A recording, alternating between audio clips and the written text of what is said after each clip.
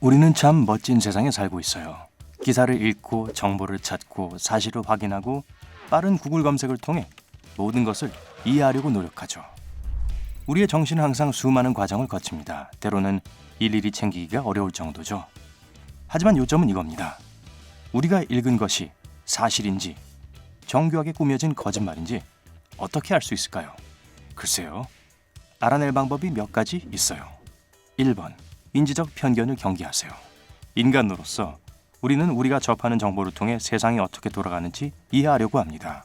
정보를 거르고 정리하고 이해하는 거죠. 우리는 이 과정을 무의식적으로 거치기 때문에 정신이 압도당하지 않습니다. 세월이 흘러 더 많은 정보를 얻게 되면서 이해 과정은 반복적으로 되는데 이것은 우리가 이전의 경험에 근거하여 패턴을 통해 정보를 처리한다는 것을 의미합니다.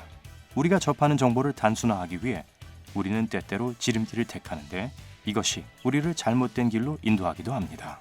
정보를 처리할 때 우리가 저지르는 오류는 인지적 편견이라고 불리는 현상입니다. 간단히 말해서 자신의 주관적인 사회 현실이죠. 아시다시피 대부분의 경우 우리는 개인적인 상황에 맞는 정보에 매력을 느낍니다. 예를 하나 들어보죠. 특정 다이어트가 여러분에게 효과가 있는지 알아보기 위해 인터넷을 살피고 있다고 상상해 보세요. 아마 이 식단이 살을 빼는데 도움이 될까요? 와 같은 것을 검색할 겁니다. 그러면 구글은 여러분의 질문에 맞는 정보를 제공해 줄 겁니다. 즉, 살을 빼는데 도움이 되는 다이어트요. 하지만 체중을 늘리려고 한다면 그 반대를 검색하겠죠? 검색 결과는 기본적으로 여러분이 듣고 싶은 내용이기 때문에 여러분의 검색은 편견에 치우치게 됩니다. 그리고 이것도 연구에 의해서 뒷받침이 됩니다.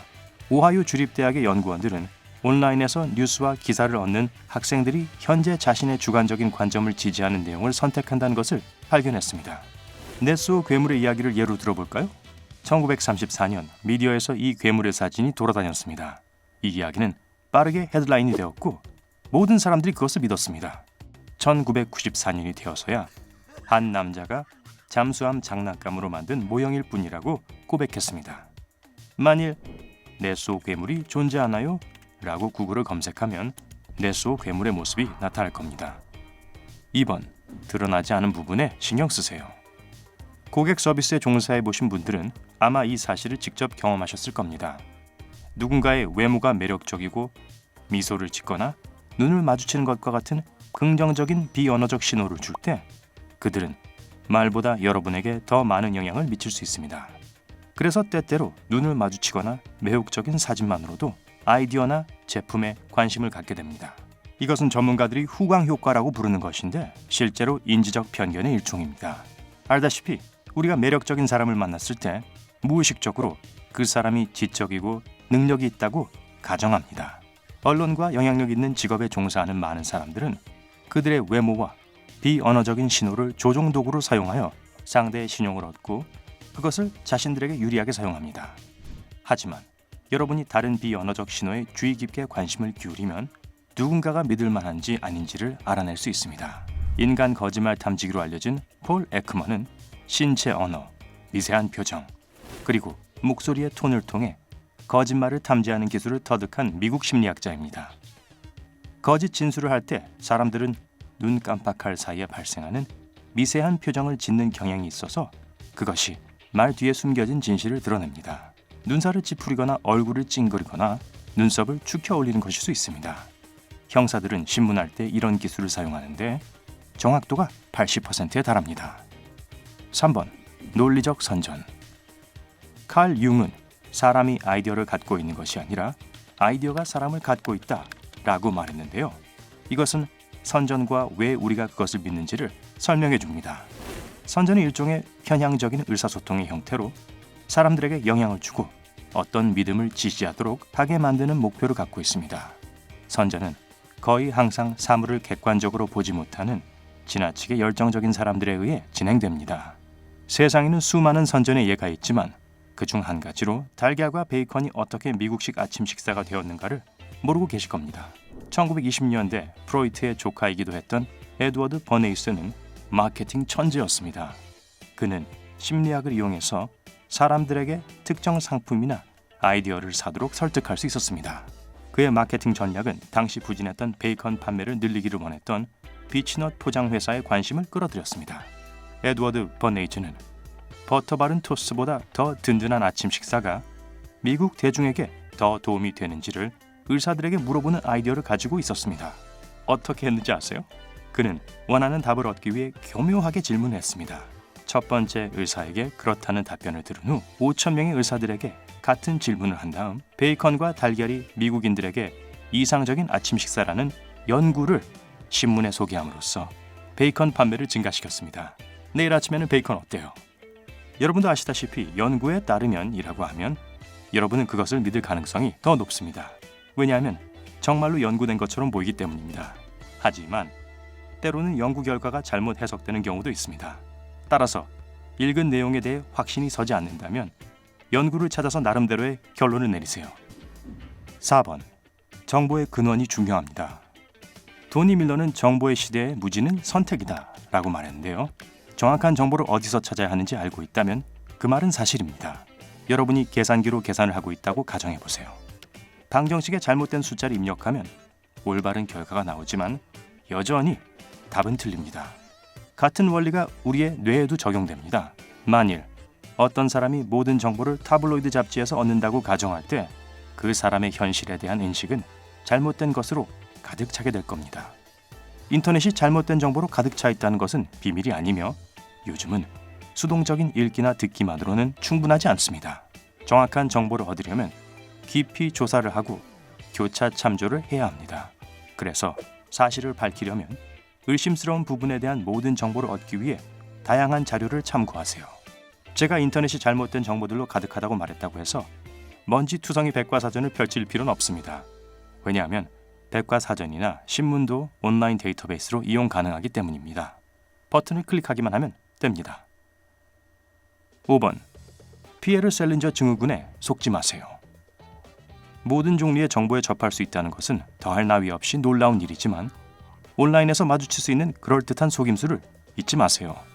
그동안 수천 건의 게시물과 뉴스 기사들이 허위 사실을 내보내는 것을 보아왔습니다. 최근에 한 연예인 커플이 헤어졌다고 한 기사가 있었는데 아주 자세한 내용까지 적혀 있었어요. 그 소식이 인터넷에 퍼진 이후 더 많은 뉴스 페이지들이 루머를 퍼뜨리기 시작했는데 그 커플이 온라인에서 반박하고 나서야 중단되었습니다. 그때까지 거의 모든 사람들이 그것을 믿었죠. 그래서 부부가 그렇지 않다는 것을 알리기 위해 나올 수밖에 없었던 거고요. 이것은 인터넷에 떠도는 거짓의 단순한 예일 뿐이고 이런 것은 피에르 셀린저 신드롬이라고 불립니다. 언론인 피에르 셀린저에서 유래되었죠. 그는 미국 정부가 미사일로 미심쩍은 일을 한다는 중요한 정보를 얻었다고 주장했습니다. 물론 그 소문은 틀린 것으로 판명되었지만 그 거짓은 여전히 온라인에 남아 있습니다. 6번. 매혹적인 음모론. 셰익스피어의 작품이 프란시스 베이컨 경에 의해 쓰였다거나 51구역의 외계인 혹은 비밀 사회들에 대한 이야기 건간의 음모론은 지나칠 정도로 중독성이 강하고 흥미롭습니다. 그런데 왜 이렇게 널리 믿어지는 걸까요? 심리학자인 마이클 셰머에 따르면 간단히 설명이 가능합니다. 사람들이 세상을 더 잘 이해하기 위해서 자신만의 패턴을 만드는 완벽한 예의죠. 사건이 클수록 원인도 그에 걸맞게 커야 합니다. 거짓말을 믿는 것이 특히 마음에 각인되어 있는 상태일 때 진실을 믿는 것보다 더 흥미롭습니다. 진실은 때때로 지루하지만 논리적인 설명이 있는 사건 뒤에 숨겨진 더 흥미로운 이야기는 우리의 관심을 확실히 사로잡을 것입니다. 7번. 오류적 진실 효과.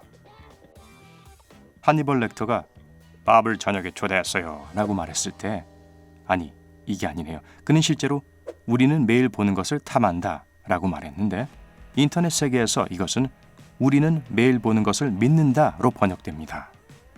이것을 오류적 진실 효과라고 부릅니다.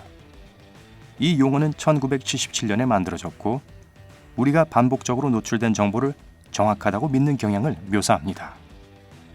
다시 말해 거짓말도 충분히 듣다 보면 사람들은 그것을 진실로 받아들이기 시작합니다. 제가 빨간 원을 보여주면서 그 원은 흰색이라고 말합니다. 여러분은 코웃음을 치면서 그렇지 않다고 말하고는 말겠죠. 다음 날 다른 누군가가 여러분에게 똑같은 말을 하고 여러분이 그것을 깨닫던지 또는 그렇지 않든 간에 그 일이 매일 일어납니다. 온라인에 접속할 때마다 반복되고 누군가가 그 사실을 지적합니다. 한 달이 지나고 나면 여러분은 정말로 원이 흰색이라고 믿기 시작할 겁니다. 왜냐하면 진실보다 더 여러 번 반복해서 거짓을 듣게 되기 때문인데 이것은 우리가 세뇌되는 또 다른 하나의 방법입니다. 이런 혼란을 피하는 가장 좋은 방법은 회의주의적인 태도를 취하는 것입니다. 항상 사실을 확인하고 실제로 앞뒤가 맞지 않는 사실이 우리에게 제시될 때 아마도 사실이 아닐 것이라는 것을 기억하는 겁니다. 그럼 여러분은 어떤가요? 온라인에서 본 내용에 영향을 받나요? 아래 댓글로 알려주세요. 오늘 새로운 것을 배웠다면 이 비디오에 좋아요를 주고 친구와 공유하세요. 하지만 잠깐만요. 아직 사실을 확인하러 가진 마세요. 여러분이 좋아할 만한 2,000개 이상의 멋진 비디오가 있습니다. 왼쪽 또는 오른쪽 비디오를 선택하고 클릭하시기만 하면 됩니다. 삶의 밝은 면에 머무르세요.